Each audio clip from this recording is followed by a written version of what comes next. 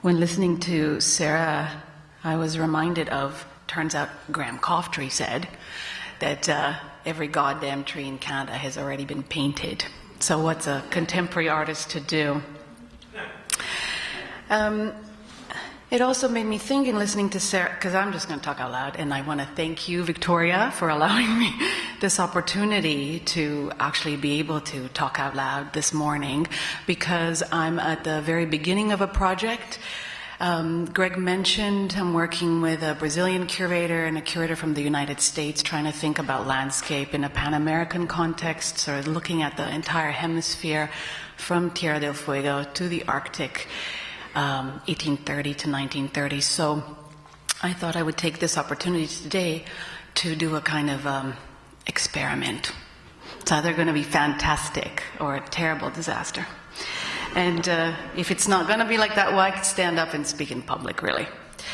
But I was reminded when Sarah was speaking that of all of the pressures that we have, and Katarina mentioned today, you know, oh my goodness, another Group of 7 exhibition.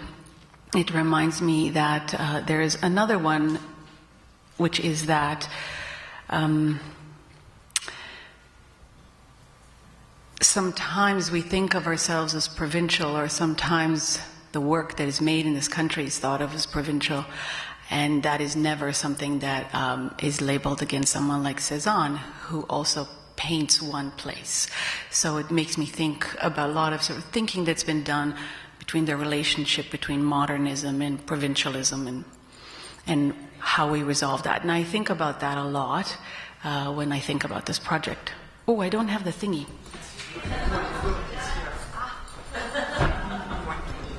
Okay. Thank you.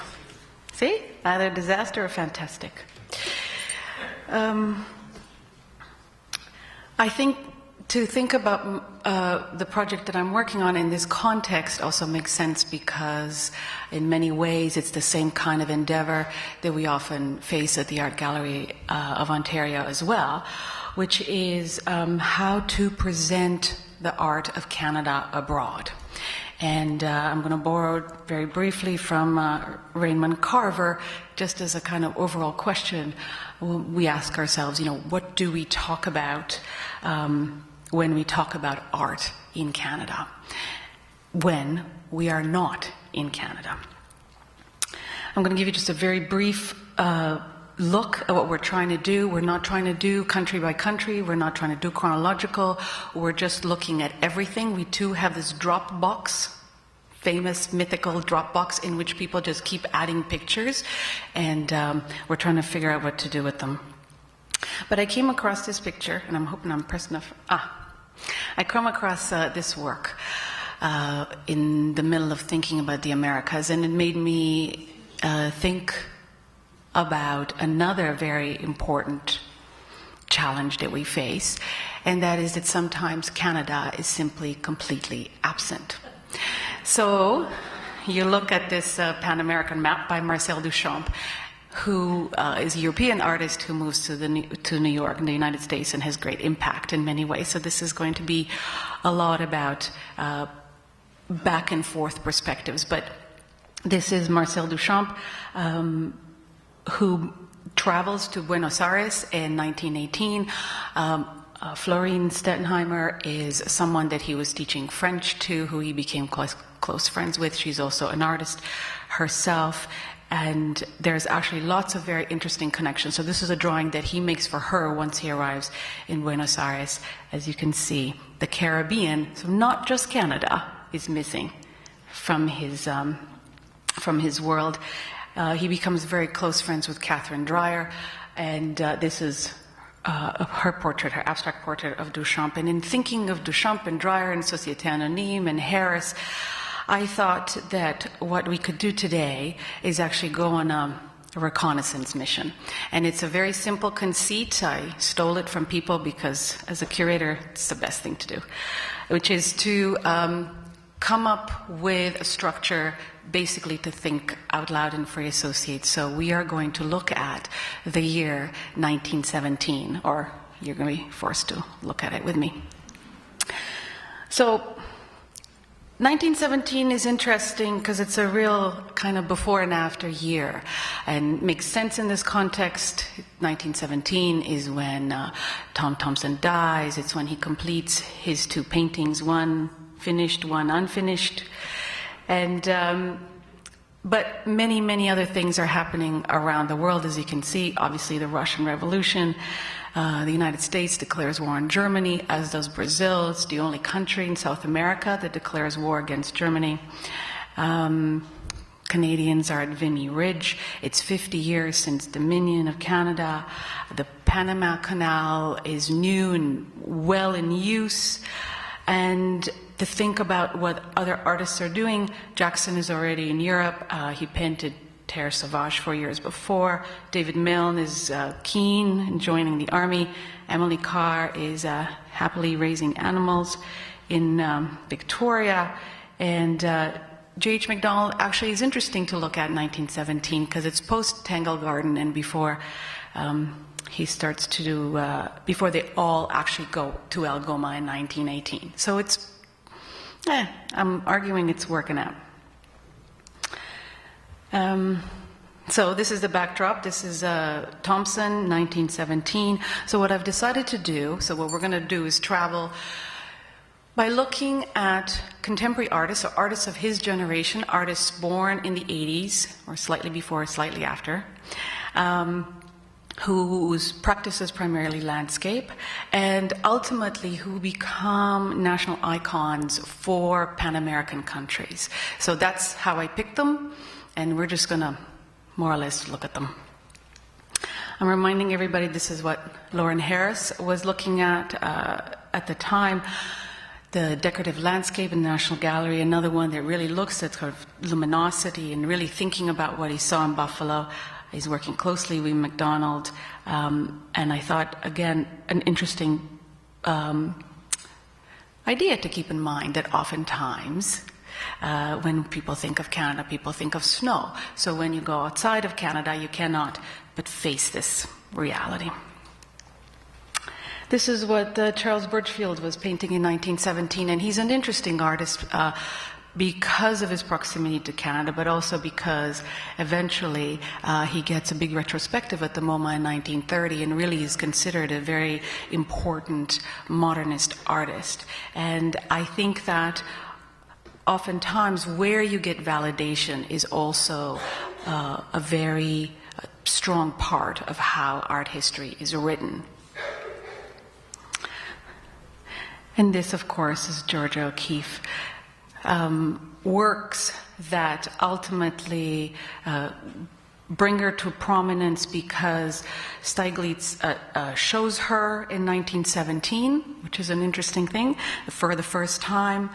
These are Texas landscape watercolors, and they really, for the first time, sort of place her on the world stage and within a context where the artists of the United States are looking at how do we become truly American artists. Stanton McDonald Wright, to also get a little bit of the West Coast in there, who goes to Europe and then looks at Orphism and Delaunay, thank you. And is thinking about landscape and color and the primacy of color, and has a very big influence on Kathleen Munn, because it wouldn't be a talk by Georgiana if there was no Kathleen Munn involved. So, but again, interesting to think about what all those artists were looking at, how ideas travel, and also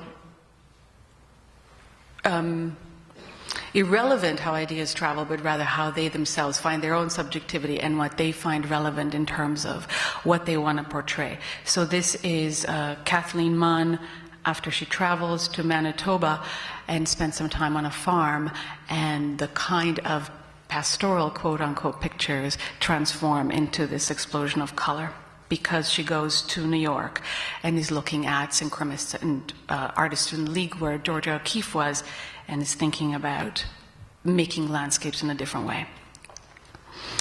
David Milne, of course, who doesn't need wooden sketches to go out and spend time all by himself. He has his own very unique way of carrying his canvases over portages.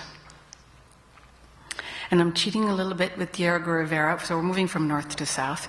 From 1910 to 1917, Rivera really is in Paris and is looking at Cubism, but the reason I select this work that actually stands out in his Cubist period is because it's the one where he is looking back at Mexico. They are going through a very important revolution, and it's around this time that actually his political consciousness really comes to mind, and he creates this landscape that's also a portrait of the leader of the Mexican Revolution movement.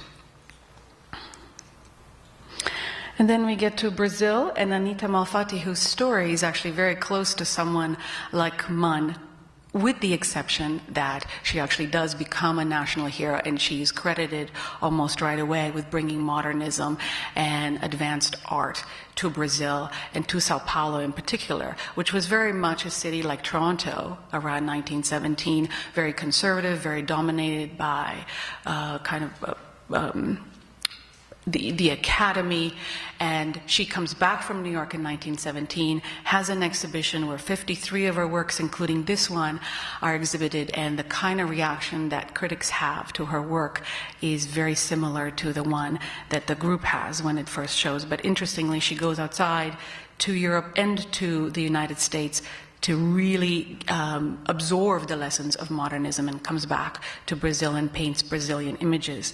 She's also very close to Tarsila del Amaral, and I'm showing you what she does in 1917 because she's just beginning. She moves to Sao Paulo and is studying more or less, and then she actually, I think it's a very tiny corner because I'm totally cheating with the 1924. Those are actually the images she ends up being very well known for. But after 1917, she moves to Paris, and she is in the modernist group. She's with Léger and with Brancusi, and it is there that she actually finds her true Brazilianness. And I don't know that you can see it in that corner, but the frame is actually integral to her work, and it's snake skin that is covered around the frame. And that kind of work she shows in Paris. So interestingly, it looks like a number of South American artists are actually finding their Latin Americanness when they are not in their country. And there's a quote that I wanted to read when she's in Paris, where she says, "I feel myself ever more Brazilian. I want to be the painter of my country." This is what Tarsila says in Paris in 1924. And in Venezuela, Armando Reveron, who might be a lot more familiar to you, in 2007 he had a big retrospective at the MoMA, and this is someone who spends again all of this time in Europe, then returns to Caracas in 1915, and a personal event in his life takes place that actually begins a kind of blue period in his career, and then he withdraws even more from that kind of urban reality, very much like Milne, I would say, and starts to paint these paintings that he's most well known for, his white landscapes. And in Argentina, Schul Solar, who again is treated as a national hero, as is Reveron, as is Tarsila, as is Diego Rivera. And he's primarily a watercolorist who, again, goes to Italy and is in a crowd of Argentinian artists, but his closest connection really for the rest of his life is with Borges. And this is what makes him, at the end of the day, a player on the world stage. And it wouldn't be 1917 if I wouldn't end with this work. Primarily to remind myself that when you're looking at something in this sort of very narrow way, landscape of a certain generation, what's happening in North America and South America at the same time. In this context, suddenly this fountain could be a landscape.